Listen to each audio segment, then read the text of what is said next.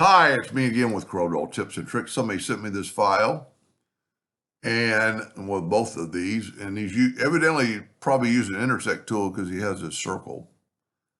And for the one I'm doing it for, the way I did it one time, you need to change your duplicate distance to zero.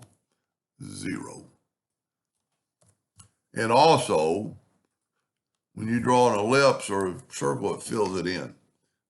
That would bug me.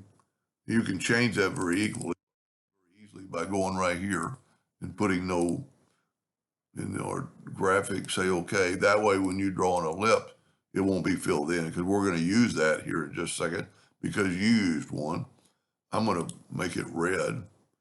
So the one he's got is almost done with the exception that this one needs to be underneath this one. So what I'm going to take that away for a second. I'm going to move this over and move this over. See, there's a line there.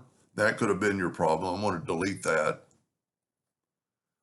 So having this out of the way, it might help us.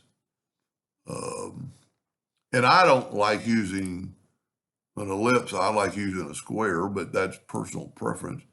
You just need to make sure you get all four white sections. So what we got that selected, I'm going to shift select this. Then I'm going to go to the intersect tool. And then I can take away my box and I can move this back and go object order front of page.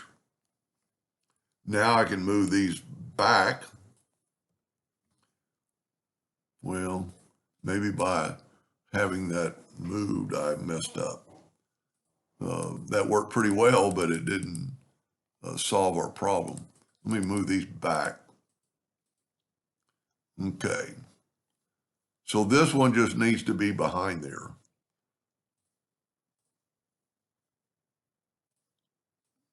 So I'm going to, you know what I'm going to do? I'm going to move that out of the way to make sure that line isn't there.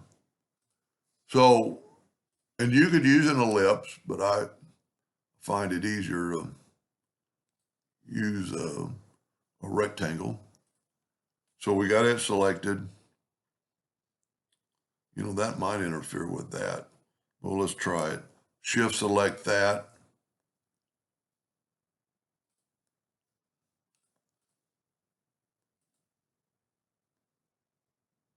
You know what, that is going to interfere with that. Tell you what, let's do. Let's take our shape tool. Let's convert that rectangle into a curve. Take our shape tool and just move it here. Add a node there. So that way we've got the four, I call it white sections, and only that.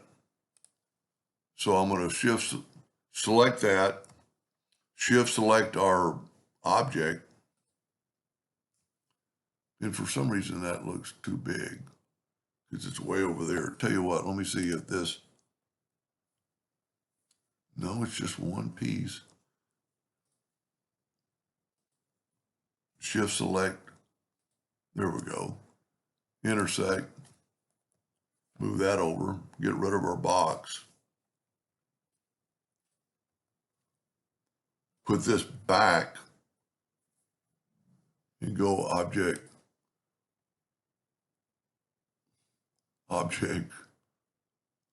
order, front of page.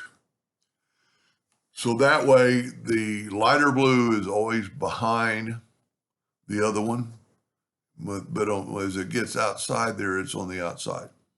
I hope that wasn't too terribly confusing. You know what, I wonder if this is the exact same thing.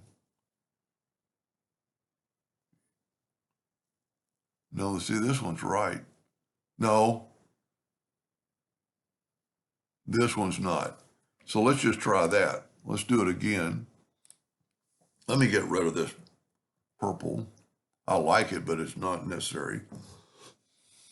I'm going to select it all. Go up to object, group, and ungroup it. Excuse me. So what we need to do is this one needs to be on top. And I can see a line around it. So I'm going to move see, there's the lines that are going to quite possibly cause this problem. So I'm going to take away all the lines. Now because I think the lines are going to make like a separate entity. So let's zoom in here. Make sure we have the 4. Well, we barely got that, but we got it. Then I'm going to shift select that, go to intersect, move our box away, and then move that back, then go object, order, front of page. There we go. So it wasn't that hard. So we were going underneath, but over on the black, or on the dark blue, or the light blue. Anyway, I hope that made a little bit of sense, and thank you for watching.